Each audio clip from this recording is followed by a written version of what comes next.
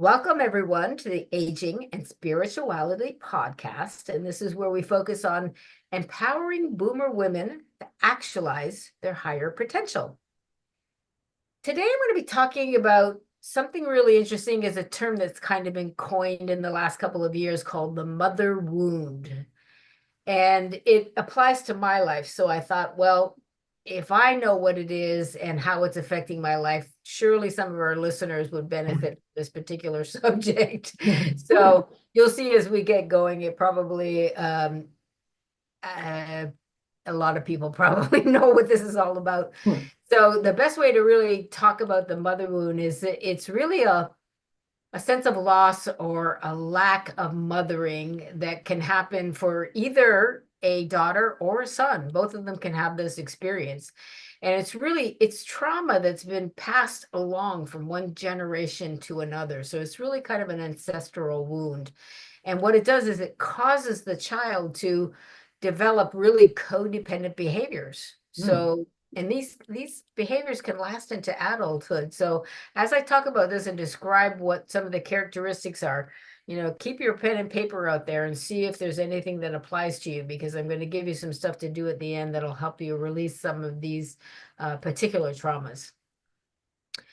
So, Tell us what kinds of things are mother wounds, right? yes, Thank you. definitely. So, okay, so we're going to talk about some of the steps, how you can heal it, how you experience it. So the idea is that the reality of being a mother, that bond between mother and child, is often idealized. We see it as, oh, that the mother's unconditional love and nurturing, but often, all too often, that is really not even close to reality of what happens. This bond between mother and child can be really fraught with emotional and psychological and physical challenges, even sometimes. So, and in my case, I know it was because I was raised by somebody who was bipolar. And nowadays they call that, or back then they called bipolar manic Depressive. depressive. They didn't know what it was, right? They didn't, and there Well, were, that was this term for it, yeah. that was the term for it, right? I mean, there's a lot more knowledge about it now, and they medicate it differently, but they did the best they could back then, but that's what they called it. So now it's called bipolar. But the thing about living with somebody who's bipolar is if they are not happy, nobody in the house gets to be happy. That is absolutely what happened in our house. Her disease really colored the lives of all of the kids, and certainly of my poor pops. He was definitely affected by all of that as well. So, and that definitely caused a mother wound in me, and I'll describe it later on so you can get a feeling for how that maybe applies to your life as well. So it's really a lasting wound unless you learn to let it go. It shapes your sense of self, and it affects the relationships you have with other people. So if you feel like you're holding on to this, just hang on. I'm going to give you some ways to let it go. Good.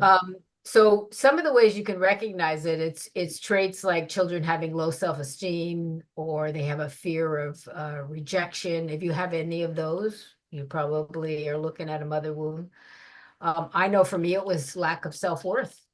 I really, was conflicted with what I felt about who I really was, but there was always this weight of her judgments, on who I was as a child. So, just take a moment right now and look at yourself and see if you recognize any codependent traits that are in your relationships that might have come from your mother. Things where you don't put up barriers, things where you accept situations that make you uncomfortable, but you feel like, oh, that's just part of life. Chances are it's going to be easy for you. You're going to know, that they're right there on the surface, and you just haven't let them go. You haven't been aware of them enough to really know that they're influencing things, or you don't know how to. So we're going to really look into that as well. So, there's nobody in your life that's more critical to your growth than your mother. Think about that. Your mom and your dad, but right now we're talking about your mom.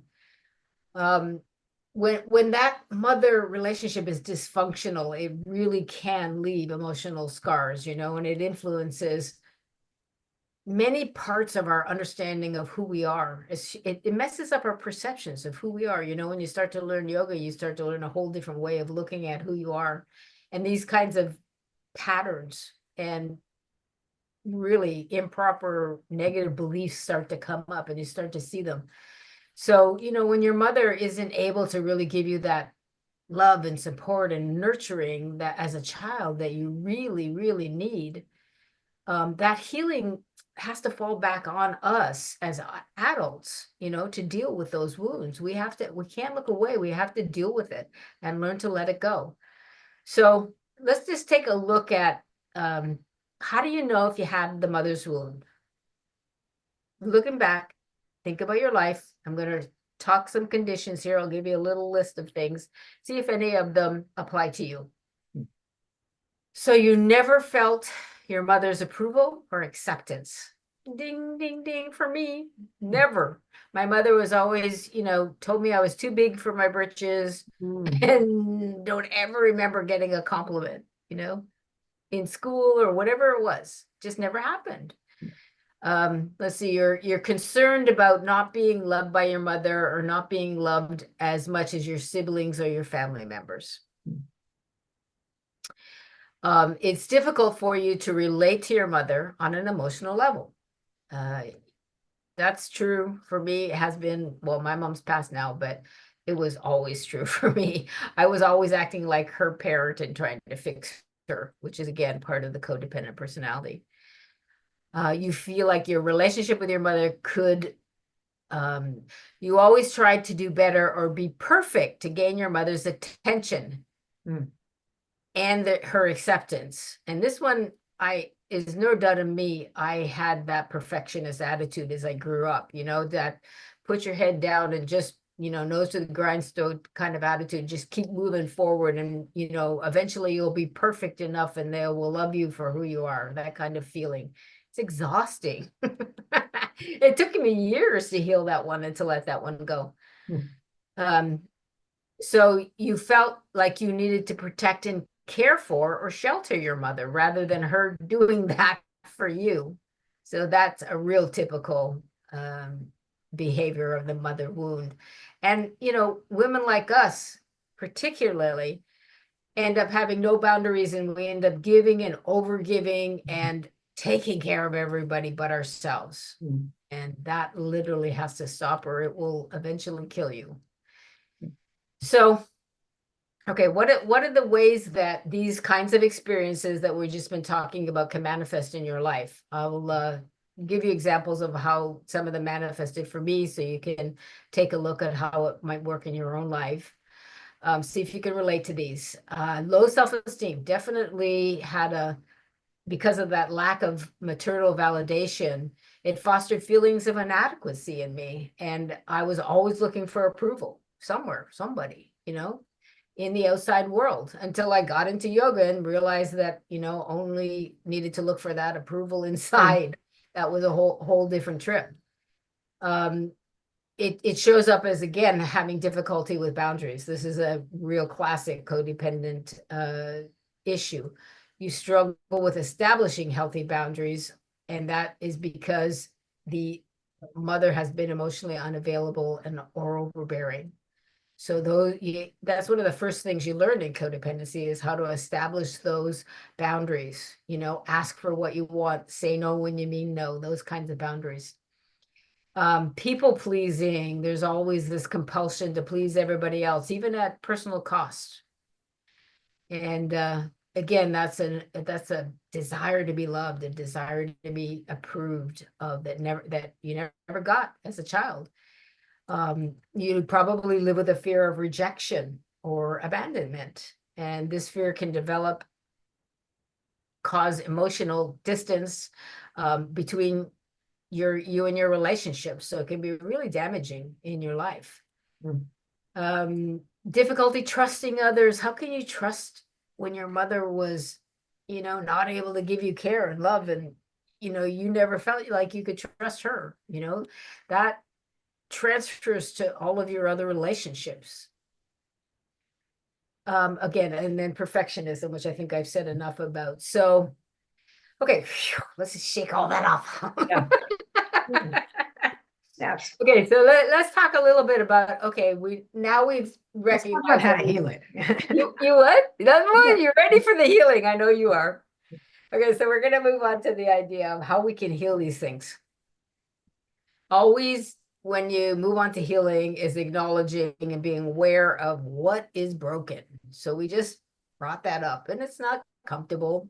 It's uncomfortable to see those things. It's okay. Just write them down. We're going to deal with them, and you're going to let them go. So recognize that it's there for you, and you know, because you feel that tweak in your heart, you feel that tension in your body, your mind races when the subject comes up. Those are all indicators that it's something that affects your life. So, and you know, you can look at your relationships and know, you know, what's happening there. So becoming aware, first step. Then you have to process the emotions, you know, allow yourself to really fully experience the emotions that are tied to the mother wound, whether it's anger, sadness, grief. There's so many techniques that you can use. I remember when my mother passed, I still had a lot of anger at her, you know, and I had to process it. And I thought, I'm done with this, you know, it's been so many damn years, I don't have to do this. But it did. I still had stuff that I needed to process. So you can do things like journaling helps. Of course, meditation helps release stuff that's stuck in your body somatically. Therapy can really, really help. Talk therapy is amazing. A good friend, just talking to a good friend can be enough sometimes, you know. Using your creative expression, these are all powerful tools that will help you process these feelings. Take the time to care for yourself and process those emotions. You got to let them go, especially if they're trapped in the body. You can do yoga postures. You can do yoga pranayams. These all will help you let go of anything that's somatically stuck in your physical body. There's a term called reparenting yourself, and I bring it up because I know that I had to go through this process when I started yoga and started understanding what happened to me as a child and where all these odd feelings were coming from. So reparenting is really about self-care practices, you know, developing that compassionate inner dialogue that nurtures you in a way that you should have got from your mother, but you didn't get. So you kind of have to go back and do it for yourself. Like you're talking to the little girl that's trapped inside that has all of these needs that were never filled. So you can go back and you can imagine those needs being filled. You can imagine yourself hugging that little girl and giving her all the love and affirmations and, you know, all the positive feedback that she needed as a child and never got. There's a great book. I still recommend it. It was one of the first ones out on the market about reparenting, and it was written by John Bradshaw. It's called Homecoming. If you're in that place where you need to do reparenting, I still recommend it. It's highly powerful and highly effective. So, moving on, another healing practice is to really set boundaries. Learn how to have healthy boundaries, especially if your mother's still alive. And you want, you know, not to be banging up against those same doors all the time. Sometimes you just have to cut her off. Sometimes you just have to not engage in that play if she's not willing to change or hear you out or be different in the relationship. Sometimes you just have to create boundaries and say, this is what we can talk about and this is what we cannot. You know, it really depends on the situation. Sometimes you have to cut them out of your life totally, which hopefully you don't have to. That's really painful, but boundaries are important for your own self-care. So therapy and support, 100%. I think Chris and I are both in agreement about this, that it can be, Yeah. you know, cognitive. Chris is a big cognitive behavioral therapist proponent. There's lots of new kinds of therapies out that, you know, I've heard the young people talking about that are really helpful. There's all kinds of modalities like tapping and EMDR and things that can really help you. Don't hesitate to use those. Use therapy, you know, get support because it's really, really helpful to be able to understand how to let go. Once you've done it a few times, you know, what it feels like to let go of emotional pain, let go of, you know, whatever you feel stuck on, it gets easier. But sometimes up front, you're going to need help. So don't be afraid to ask for help. One of the most important techniques you'll learn is forgiveness. Mm, And yeah. that's what letting go is all about. And forgiveness, whew, it's not easy when you feel that pain in your heart, especially, and in your body, and you know that that person caused it. And if you still have trapped emotions, it's even harder to be to that place of forgiveness. But hear me when I say it is worth every ounce of effort that you put in it, because you are the one that becomes free. It's Mm, not them you're trying to fix. You're yeah. trying to get to a place of harmony and balance for yourself. And forgiveness is really, really liberating. One of the best books I read on forgiveness is written by a guy by the name of Colin Tipping. I Mm, think it was called Radical Forgiveness. And now he's got one that's called Radical Self-Care or something like that. But mm, really good writer, really understands the process. And you can definitely benefit if you're in that place where you're struggling with being able to forgive somebody who's really hurt you, especially in the heart center. yeah. That book can help you do that. So I highly recommend it. It'll help you really create new narratives around how to feel Mm, about this person, how to relate to them in a different way where you can still be in the same room and not have, these old emotions triggered. So really, you'll create new stories. You'll be able to learn to forgive, let go of the old stories, and be able to create new ones where it becomes much more balanced and much more serene and calm to be around these folks. And they don't get to hurt you anymore because you've learned how to, have your own boundaries and keep your own space so that you don't go there anymore. And so one of the other last things is really building healthy relationships, learning how to do that. Like admit that, and I think I'm in that place now that, I never spent I spent so much time in this lifetime really doing work on myself, that getting into healthy relationships with other people is kind of like, oh, how do you do that? Like that's all new to me, where there's some people where it's really natural. Chris is a very natural healthy being in a relationship person. She's always been in a relationship. Born on February the 14th. What does that tell you? What does that tell you? So and she's helped me so much see the wisdom in knowing that you can learn this stuff still, you can still learn to be in relationship. It's definitely one of my goals for sure. So here's an interesting thing that I really learned, speaking of still learning this stuff, that I really learned recently. And we're getting to the end of our talk here, but I wanted you to be able to feel this. One thing that I've really learned recently is how to sit in the energy of trust. When mm, I got to this place of really examining this, I knew that I couldn't even feel what it meant to trust. I didn't trust the universe. I mm. didn't trust people. I didn't really trust myself because, of a lack of knowledge and understanding of how this all works. Trust was not an energy that I was familiar with. So what I started to do is I just put on this tape of it was actually native drums, and I just put it like at a really low pace, and then I just sat in the energy of trust, and I've been doing that every day for Mm. weeks now, and it's starting to grow in Oh, me. It's wow. like it brings up emotion just saying it. Like now okay, that's what it feels like to be on the planet and be able to trust. Yes. Yeah. So for anybody, I'm going to do this for just a minute. Anybody out there that thinks, shit, I don't know how to trust. I've never trusted anybody. I've never had a relationship where they proved that I could trust them. I mean, maybe it's hard for some of you people to understand, but I definitely was there. So just close your eyes for just 30 seconds, a minute here. I'll pull this out in a little bit. But I want you to imagine what it feels like to experience trust in your heart,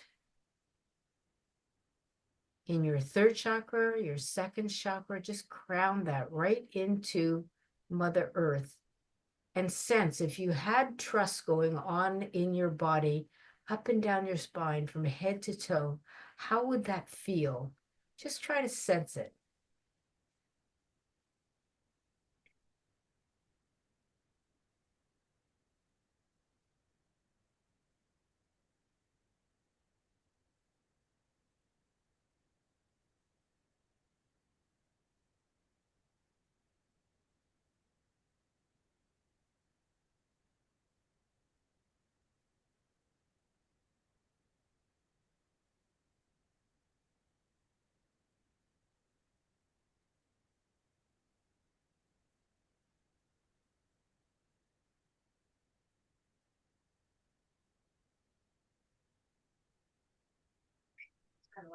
there because in this medium, it's tough to have big spaces of emptiness there, but please take that one with you.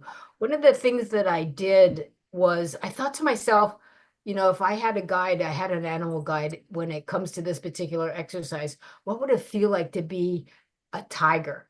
Because nobody fucks with a tiger. Nobody, you know what I mean? Nobody's preying on a Bengal tiger, right? That Right. guy's like walking through the forest like, I'm the dude. I got this.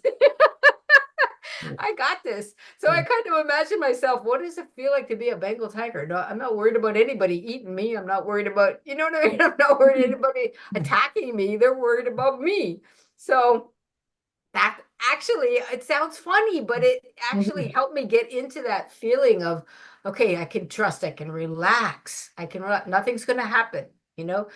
2 minutes I'm sitting here, nothing's going to happen. Nobody's going to try to hurt me. Nothing's going to happen. And if you do that regularly, I promise you, because I have been doing it myself, it will start to grow in your body. You'll start to have this sense that you're taking it with you. Like I'm going to walk outside of this room and I'm going to feel trust. I'm going to feel trust when I talk to the next person Mm, on the phone. I'm going to feel trust when I'm in the grocery store that nothing bad is going to happen. mm. It's a practice. Trust me. Take it with you and try it. And please, if anybody wants to feed back to us, I would love to hear. So, okay. So the healing the mother's wound is really deeply personal, but it's also very transformational. Highly recommend if you have that wound, go on the journey of letting go and really Very release important. all of Yeah.